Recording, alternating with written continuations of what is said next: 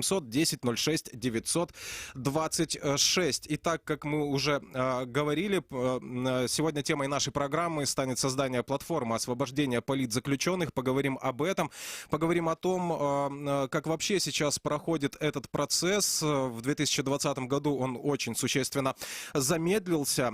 И, как я уже говорил, да, приглашаем к разговору и нашу аудиторию. Но начнем мы беседу с Олегом Сенцовым, бывшим политзаключенным, кинорежиссером и общественным деятелем. Олег Сенцов с нами на связи по скайпу. Доброе утро. Доброе утро.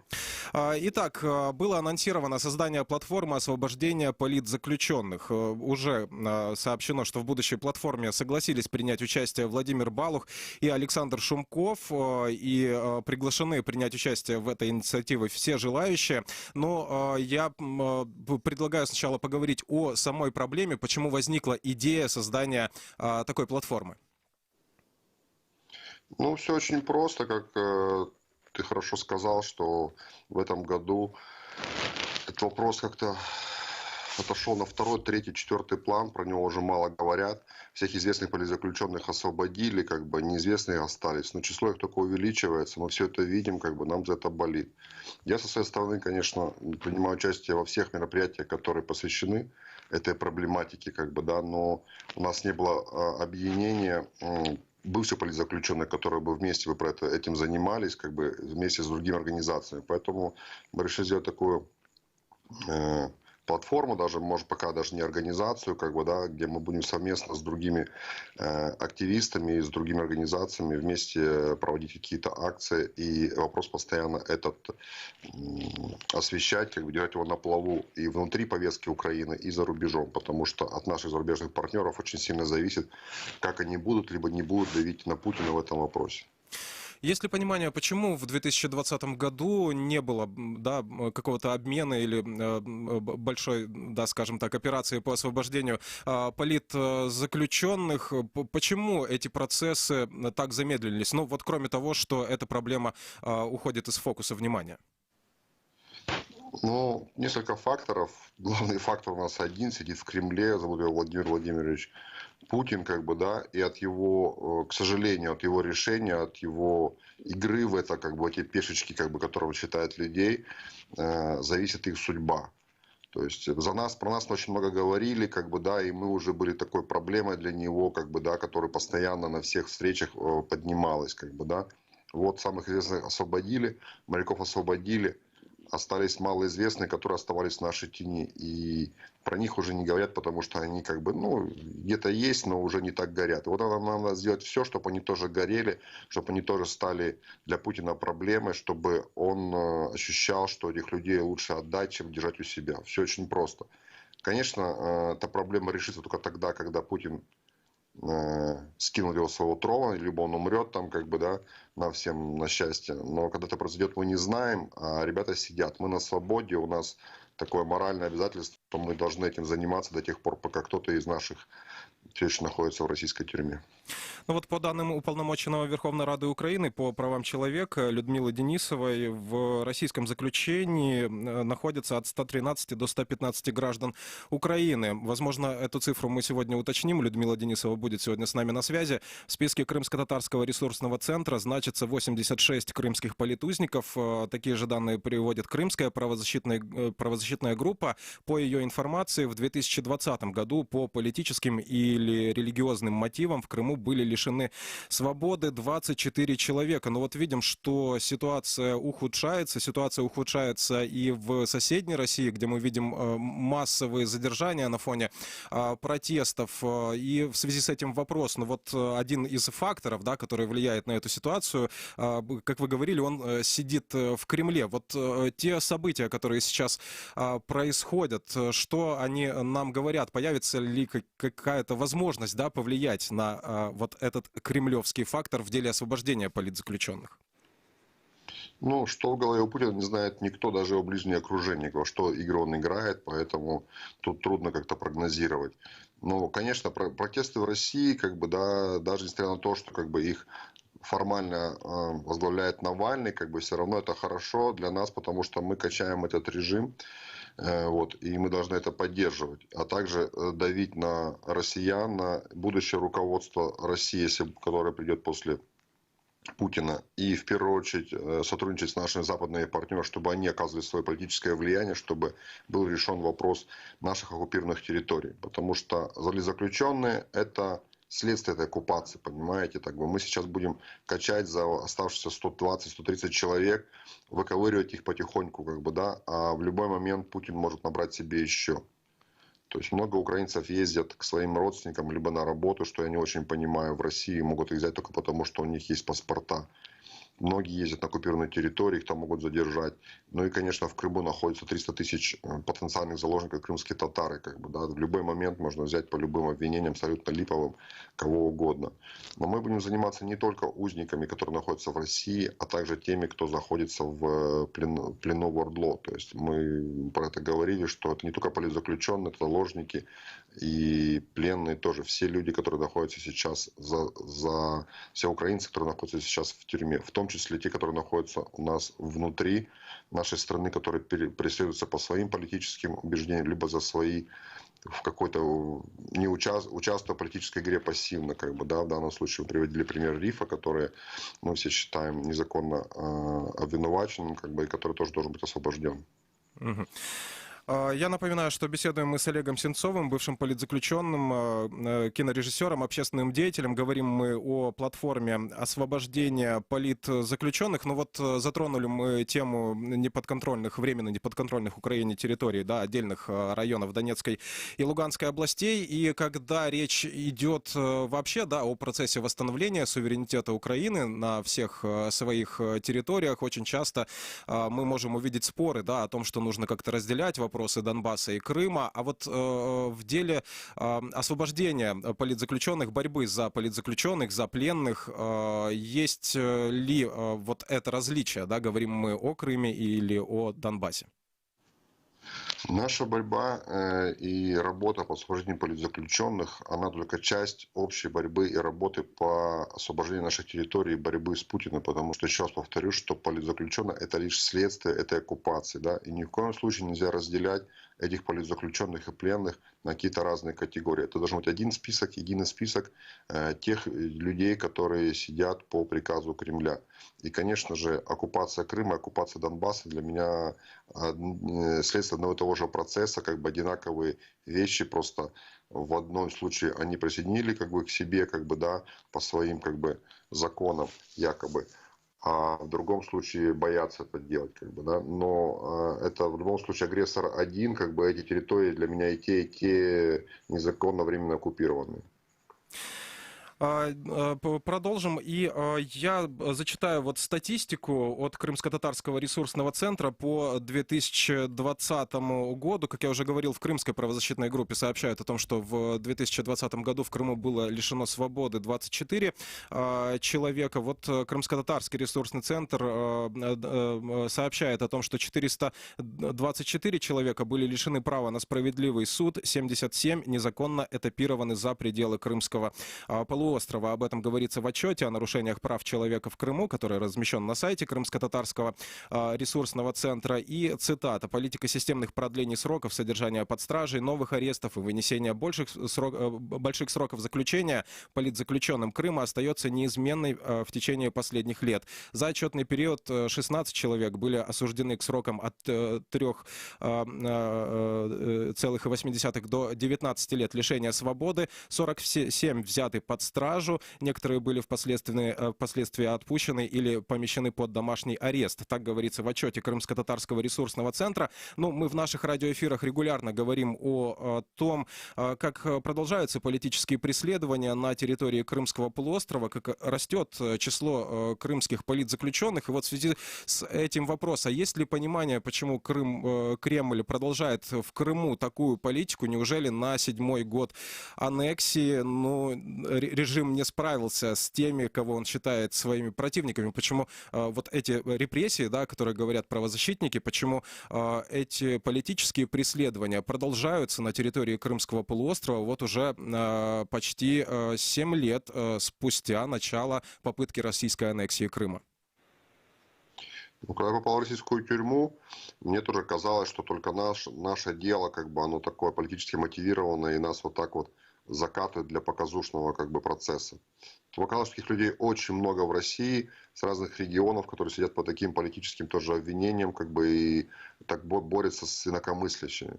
А когда я поехал по лагерям, я увидел, что безумное количество людей сидит по каким-то пустым криминальным обвинениям, которые ничего не совершали, как бы, да, или совершали очень маленький поступок, но правоохранительная система российская так устроена, она карательная, и за любую мелочь, как бы, карает очень жестко, и даже если ты ничего не совершал, после того, что была статистика и показать эффективность борьбы, в том числе вступает как МВД, СКР и ФСБ. То есть это, скажем так, больше следствие, в принципе, подхода российской правоохранительной судебной системе к тем гражданам, которые считают своими на своей территории. То есть они карают просто всех без разбора, чтобы, как бы, люди боялись, чтобы люди не высказывали никаких мнений, как бы, чтобы люди просто понимали, что государство это страшно.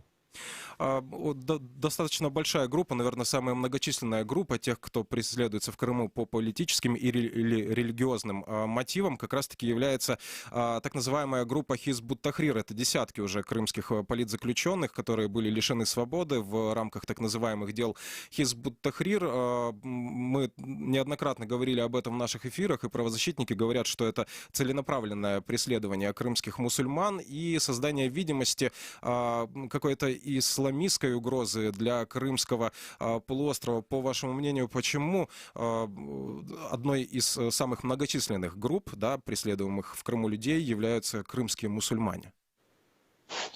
Но опять же, я на ситуацию скажу шире, потому что я с этой проблемой знаком, как бы, да, и я тоже в тюрьмах встречал очень много мусульман, которые сидят по Хизбут-Тахрир, с других республик России, где, как бы, ну, большое количество населения мусульман, как бы, да, и они их карают. Крымских татар они в том числе тоже приписали уже к своим народам, как бы, да, к порабощенным, да, и они, как бы, также их карают, как бы, за любые инакомыслия, как бы, да. Поэтому проблема в чем? Что Путин эту категорию политзаключенных он будет отдавать труднее всего, потому что для него он уже считает себя своими гражданами, если он через 7 лет признает, что на территории Крыма, которую он считает частью России, есть украинские граждане, это означает, что он территорию не контролирует. Поэтому это самая проблемная часть наших заложников. Благодарю за беседу. Напомню, с нами на связи был Олег Сенцов, бывший политзаключенный, кинорежиссер, общественный деятель. Говорили мы о создании платформы освобождения политзаключенных. К участию приглашаются в этой инициативе все желающие. Продолжаем разговор. Я напомню, что каждый наш радиослушатель может принять участие в нашей программе. Сделать это можно двумя способами. Первое, пишите комментарии под нашими трансляциями в Facebook и YouTube. Стараемся читать все, что вы нам пишете. Второе, наиболее надежный, да, это вы можете дозвониться к нам в студию 8 800 10 06 926. По этому номеру к нам можно дозвониться из Крыма и соседней России. Мы продолжим наш разговор буквально через несколько секунд.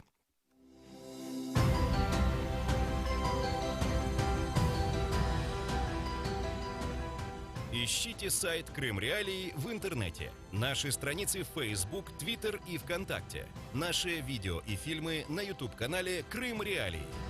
Крымчане имеют право знать.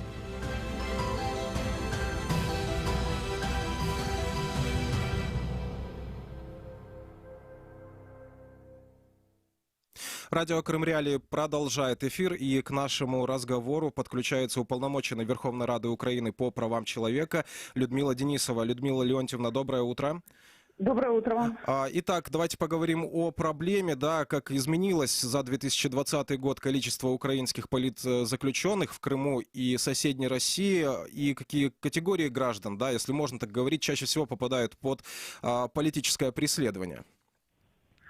Ну, можно сказать, что, безусловно, количество увеличивается, даже несмотря на то, что 35 человек в сентябре 2019 года нам вернули. На сегодняшний день 109 человек находятся в местах несвободы, из них 33 человека находятся в Крыму оккупированному, это 2 отбывают наказание, 31 в следственном изоляторе, 1 под судом. И надо сказать, что Остальные находятся в Российской Федерации, тоже часть отбывает наказание, а часть находится в следственных изоляторах. Кто больше попадает? Из 109 это 75 крымские татары. Я думаю, я ответила на ваш вопрос. Мгм. Почему, вот мы говорили об этом, что в 2020 году практически был приостановлен вот этот процесс освобождения или обмена политзаключенных, ну, во всяком случае, да, потому что присутствует в публичном информационном пространстве. Вот по вашему мнению, почему так происходит и какие факторы могли бы ускорить этот процесс? Ну, вы знаете, на сегодняшний день действительно, на мой взгляд, мало что происходит в этом процессе. Ни обмена, ни освобождения нет. Вопрос связан с тем, что Российская Федерация и оккупационные власти Донецкой и Луганской области связали вопрос, в том числе освобождения тех граждан, которые были арестованы, задержаны и теперь находятся в тюрьмах в оккупированном Крыму с Минским процессом. На сегодняшний день, к сожалению, как я себе вижу, я не есть участником Минского процесса, что у нас застопорился какие-то все переговоры по обмену. Да, сторона УРДЛО, скажем так, предъявляет требования и стоит на определенных позициях, что вот если не будут завершены те обмены, которые были произведены в декабре 19-го и в апреле 20-го, то есть не будет произведены некоторые процессуальные действия в отношении переданных граждан на ту сторону, то никакие вопросы обменов и освобождения рассматриваться не будут. Я сама была в Донецке, на той стороне, 3 декабря разговаривала с так званой уполномоченной. Да, они передали списки, по которым считаю, что обмены не завершены. Было большое совещание у Резникова по этому вопросу, посвященному, чтобы как-то сдвинуть. Я думаю, что украинская сторона в процессе, и все-таки как-то процесс наладится. Потому что надо сказать, что на всех уровнях переговоры по обмену проводятся, но стоит вопрос в той стороне. Российская Федерация манипулирует, и поэтому не происходит ничего. Я здесь должен сказать, что мы перед этим эфиром обращались к уполномоченному Российской Федерации по правам человека Татьяне Москальковой. Снова обращались, да, перед каждым разговором на эту тему. Мы отправляем приглашения, на них никто не отвечает, к сожалению, да, поэтому не можем мы спросить у нее прямо, да, но хотелось бы у вас спросить, есть ли какой-то эффективный контакт с российским уполномоченным по правам человека, и получается ли через этот канал коммуникации добиваться, если не освобождения, то хотя бы улучшение условий содержания политзаключенных? Да, безусловно, мандат Татьяны Москальковой, он не распространен на какие-то переговоры по обмену или освобождению. Она занимается гуманитарными вопросами, и поэтому, да, мы практически регулярно, если не каждый день, то через день я и пишу и письма, и мы можем друг другу звонить и на контакте для того, чтобы решить какие-то вопросы гуманитарного плана, условия содержания, медицинского обследования. К сожалению, Татьяна Москалькова, как и те наши граждане, которые находятся в местах несвободы, у нее, я так думаю, что почта проверяется определенными органами. Конечно, ответы приходят с задержкой. Но, тем не менее, мы теперь установили контакты и работаем через непосредственно уполномоченных конкретных областей. И пишем в том числе руководителям исправительных колоний. И они нам отвечают, дают подробные ответы, отчеты о том, что было произведено, как. Но верить этому, вы сами понимаете, как. Спасибо. То есть они говорят, все хорошо, адвокаты, к сожалению, этого не подтверждают. Поэтому мы боремся дальше. Ждем каждого дома.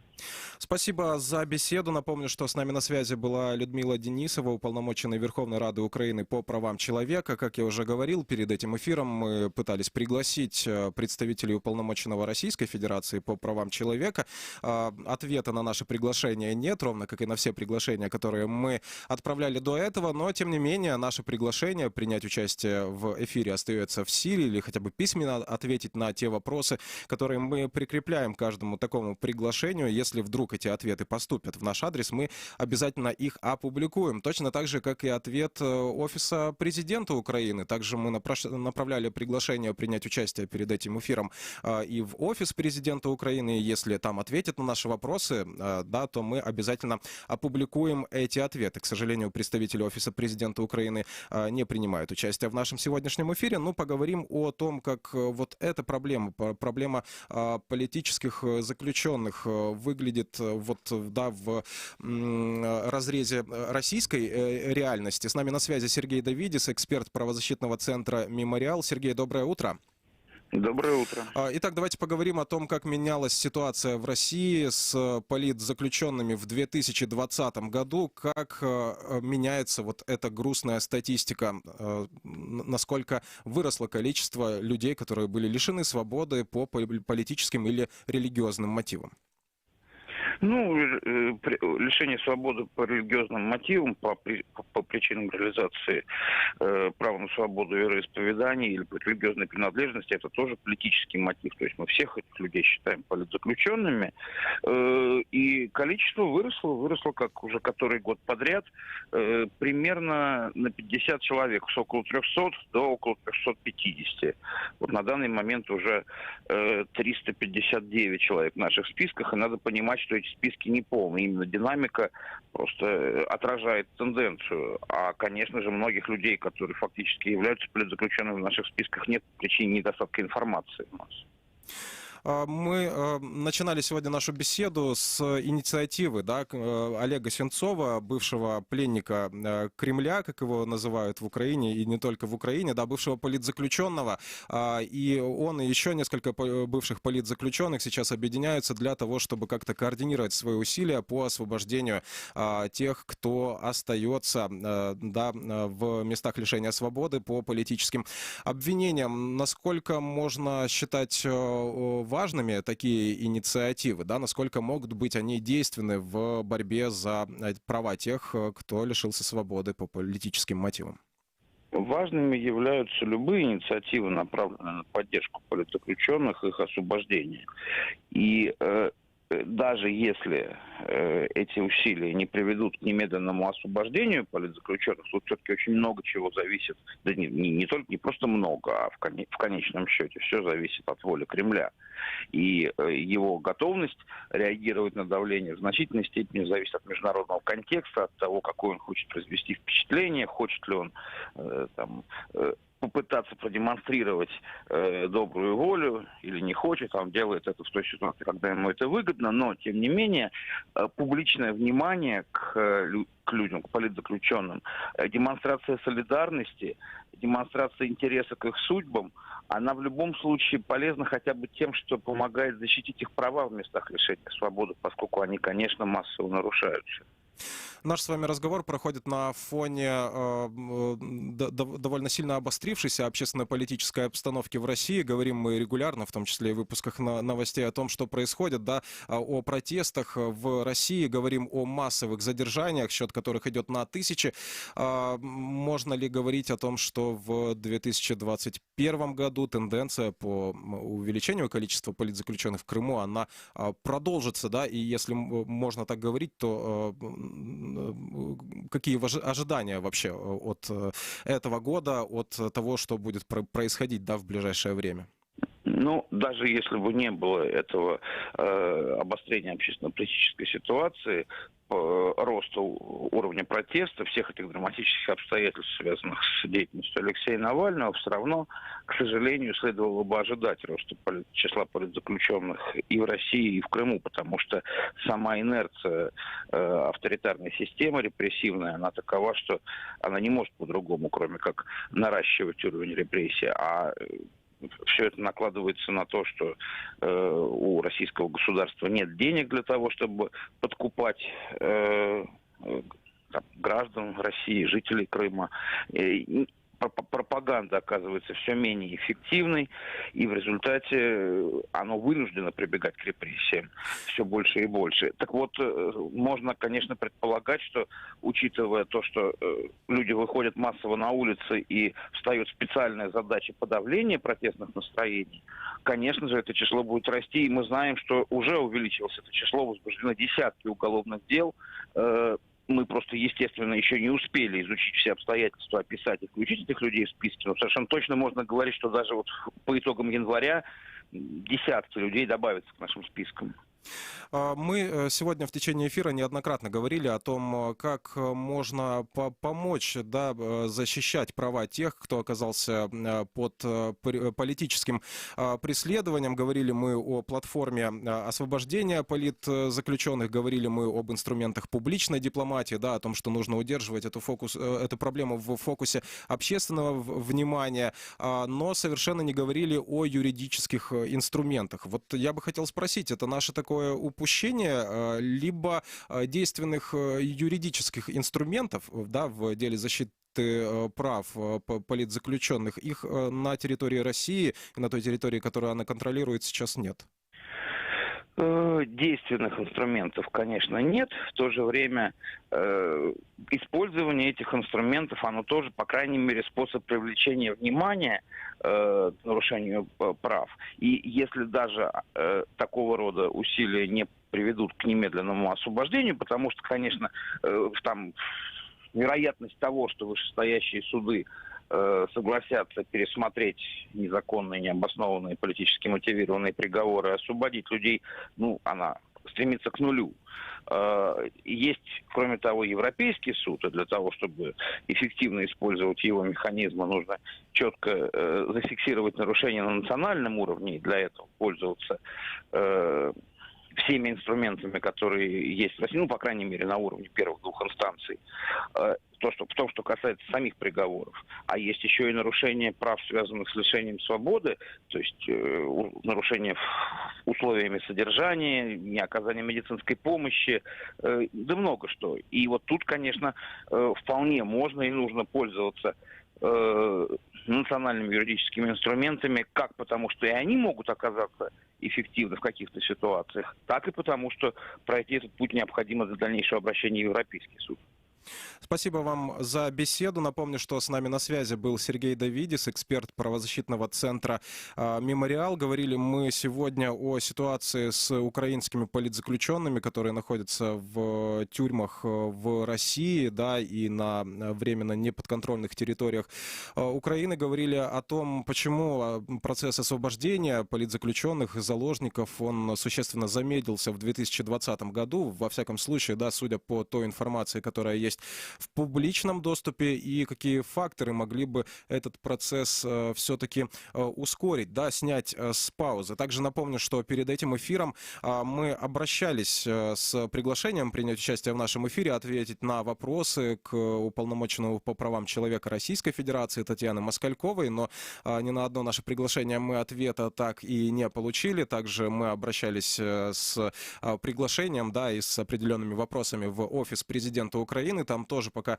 оттуда мы ответов не получили. Как только получим, обязательно опубликуем их на сайте Крым Реалии, ознакомим нашу аудиторию. Да? Ну что же, мы продолжаем внимательно следить, в том числе и за этой темой. Если вам есть что добавить к сказанному, вы можете дозвониться к нам по телефону 8 800 10 06 926.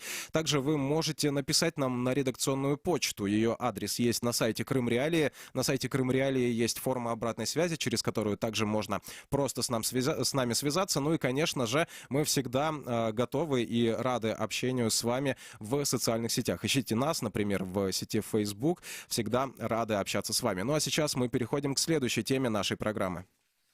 Радио Крым Реалии 648 АМ. Средние волны доступны в вашем радиоприемнике, доступны в вашем автомобиле. Если вы пользователь интернета, ищите нас в соцсетях. Видеотрансляции наших радиоэфиров смотрите на YouTube и Facebook страницах Крым Реалии. И помните, крымчане имеют право знать.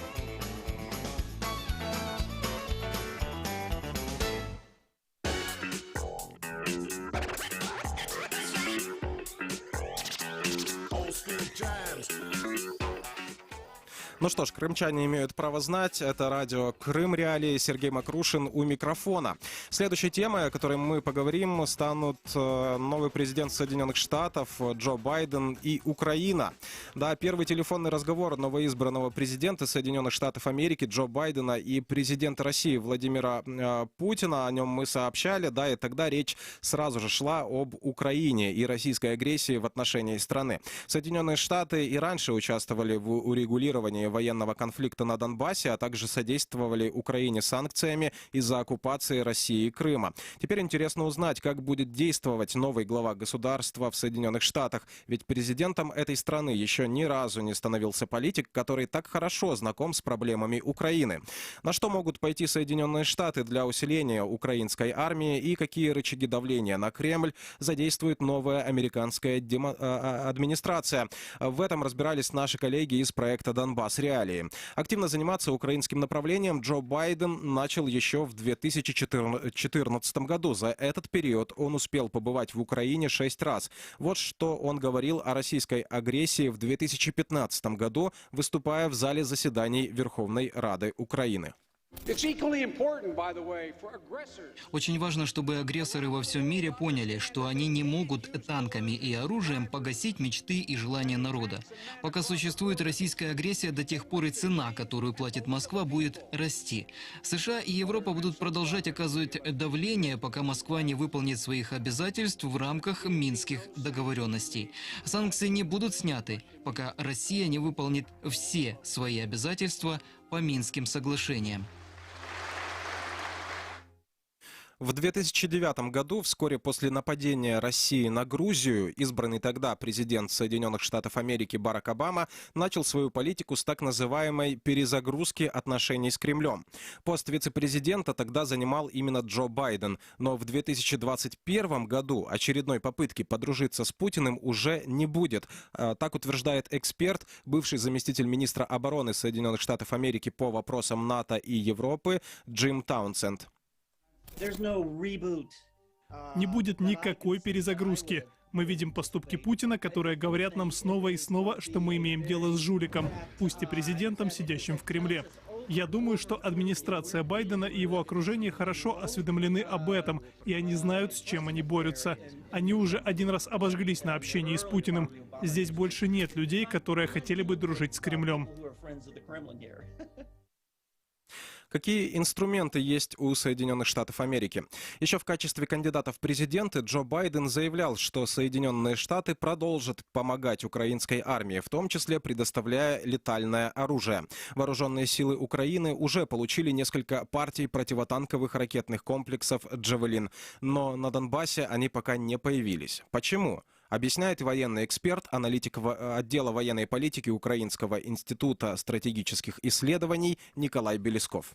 Нам навіть по тим самим протитанковим комплексам, наприклад, працювати і працювати. Тобто одна справа – це там декілька десятків цих пускових установок і декілька там сотень ракет до них. Інша справа, коли рахунок піде там на сотні пускових і тисячі вже ракет до них.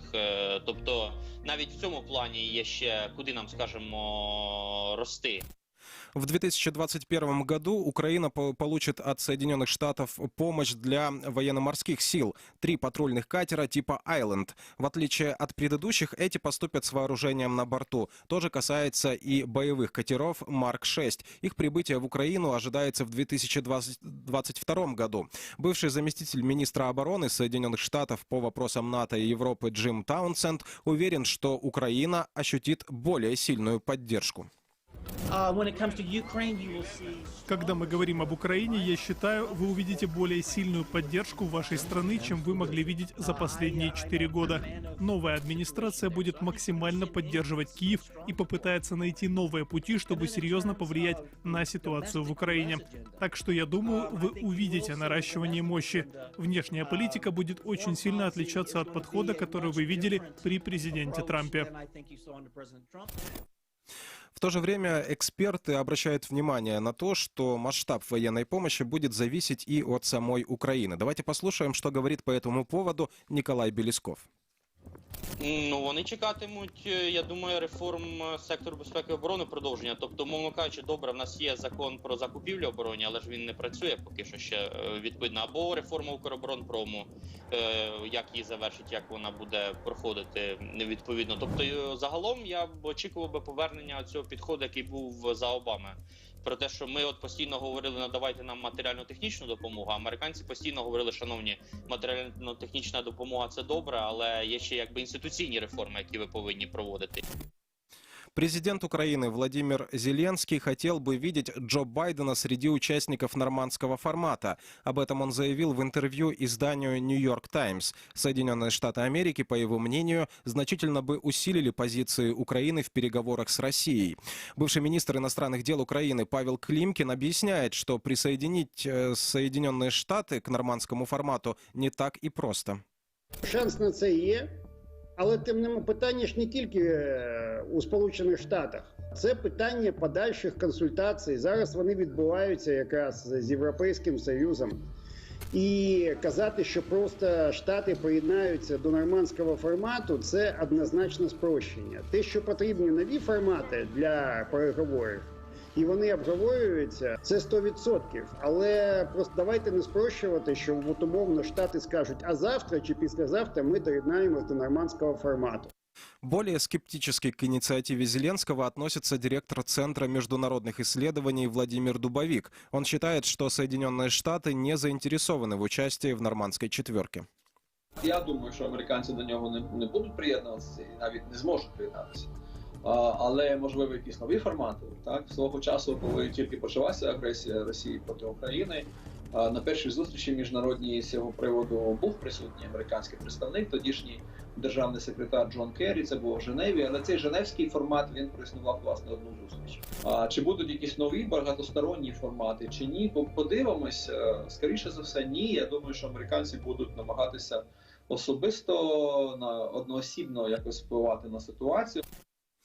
Еще один способ, хорошо известный способ воздействия на Кремль со стороны Соединенных Штатов – это санкции. При новой администрации, считают эксперты, они могут усилиться. Уже во время первого телефонного разговора, кроме Украины, Путин и Байден обсуждали еще несколько конфликтных тем. Среди них недавняя масштабная кибератака на правительственные серверы, возможное вмешательство России в выборы в Соединенных Штатах в 2016 году, а также отравление оппозиционного политика Алексея Навального. Бывший министр иностранных дел Украины Павел Климкин объясняет, как будет выглядеть новое геополитическое противостояние двух крупных стран. На столі, як в пасіянсі, хоча це певною мірою таке цинічне порівняння, але це пасіянс. Дуже багато карт. І це санкції стосовно оточення Путіна, стосовно російського олігархату, системне посилення санкцій щодо російського ВПК.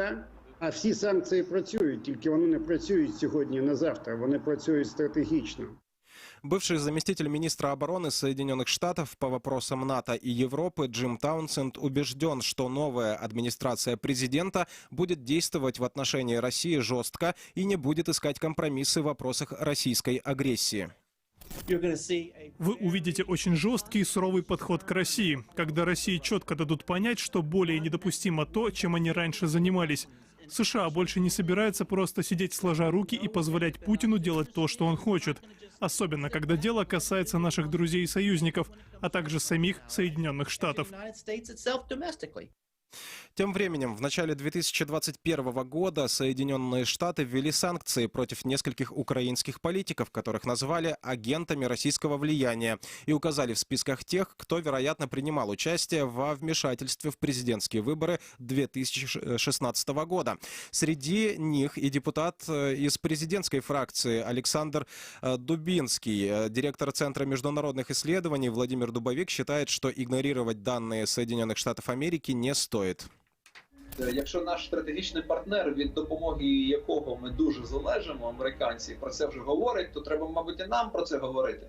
В контексті триваючої війни проти Росії, що є люди, які, власне, підривають наші партнерські відносини стратегічні з Америкою, працюють, власне, проти України, працюють на інтереси Росії, мають бути якісь засоби відреагування, якщо ви хочете дійсно зберігати позитивні двосторонні відносини з Вашингтоном.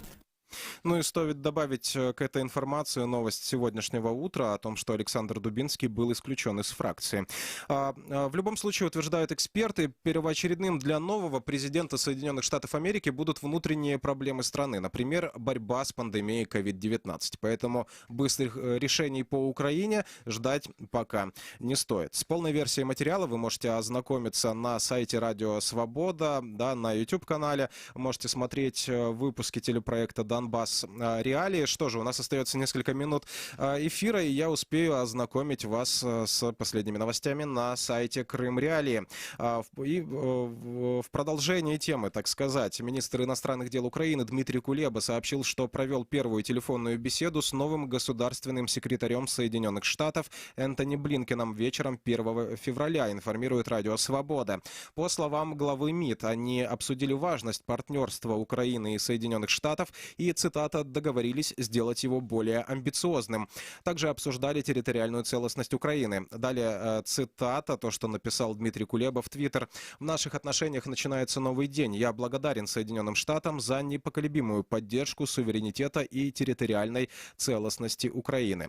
Блинкен также прокомментировал этот разговор, отметив, что было, цитирую, «прекрасно поговорить с главой украинского МИД». Согласно его сообщению, в разговоре он подтвердил непоколебимую поддержку суверенитета Украины и территориальной целостности перед лицом российской агрессии, а также приверженность продвижению реформ, жизненно необходимых для успеха Украины. Напомним, что 26 января Сенат Соединенных Штатов Америки официально утвердил Энтони Блинкена в должности государственного секретаря. И еще одна новость. Стали известны подробности планов России по опреснению морской воды в Крыму. Я читаю публикацию на сайте Крым Реалии. Крым Реалии установили некоторые подробности планов российских властей по опреснению морской воды. В частности, стало известно, что к этому процессу привлечена структура Роскосмоса. Московский исследовательский центр имени Келдыша уже имеет макет завода по опреснению морской воды в Крыму. В декабре прошлого года Федеральный исследовательский центр в Москве начал искать исполнителя для изготовления макета завода опреснения морской воды в масштабе 1 к 250. Закупка осуществлялась, цитата, «вследствие аварии, иных чрезвычайных ситуаций природного или техногенного характера, неопределимой силы при необходимости срочного медицинского вмешательства, а также для предотвращения угрозы возникновения указанных ситуаций». Так указано на российском портале государственных закупок. На сайте научного центра представлены образцы мобильной опреснительной установки. Кроме того, там утверждают, что способны создать завод по производству пресной воды объемом в 5 миллионов кубометров в год. Это более 13,5 тысяч кубометров в сутки по технологии обратного осмоса и на основе комплектующих российского производства. Крым Реалии пытались связаться с данным исследовательским центром, но по телефонам, которые указаны на официальном сайте, редакции не ответили. Редакция направила в центр информационный запрос, но ответа на момент выхода материала не получила. Крым Реалии также пытались связаться с уполномоченным по контролю и надзору за проектом создания макета опреснительного завода в Крыму, но на эти звонки также не отвечали. Московский центр Келдыша является структурой Роскосмоса, выполняет научно-исследовательские и опытно-конструкторские работы, производит ракетно-космическую технику, а также продукцию социально-экономического назначения, говорится на сайте предприятия. Центр, в частности, работает над ракетно-космическим двигателестроением, ракетно-космической энергетикой, системами и элементами ракетно-космических комплексов, нанотехнологиями и водородной энергетикой, испытывает ракеты и ракетные снаряды, летательные аппараты и двигатели для них. Но и видим, что занимается строительством макета опреснительной станции для Крымского полуострова. Ну что же, подробно об этом, да, доступны ли России технологии для создания в Крыму опреснителей, мы уже говорили неоднократно в эфирах радио Крым Реалии. Вы можете за более подробной информацией обратиться к архиву наших радиопрограмм. Продолжаем внимательно следить, в том числе и за этой темой. И, конечно же, будем посвящать и дальнейшие выпуски программ радио Крым Реалии, в том числе и проблеме с дефицитом пресной воды на территории Крымского полуострова. Вы можете также предлагать нам свои темы для программ. Пишите нам об этом, звоните, когда у нас нет прямого эфира, да, по телефону 8 800 10 06 926. Вы можете дозвониться на автоответчик. Мы послушаем ваши сообщения и обязательно свяжемся с вами. Также напомню, что ни в коем случае нельзя пропускать вечернее шоу радио Крым Реалии в 19:00 00:00 по крымскому времени. Этот эфир для вас провели Андрей Гивко и Сергей Макрушин. Пока.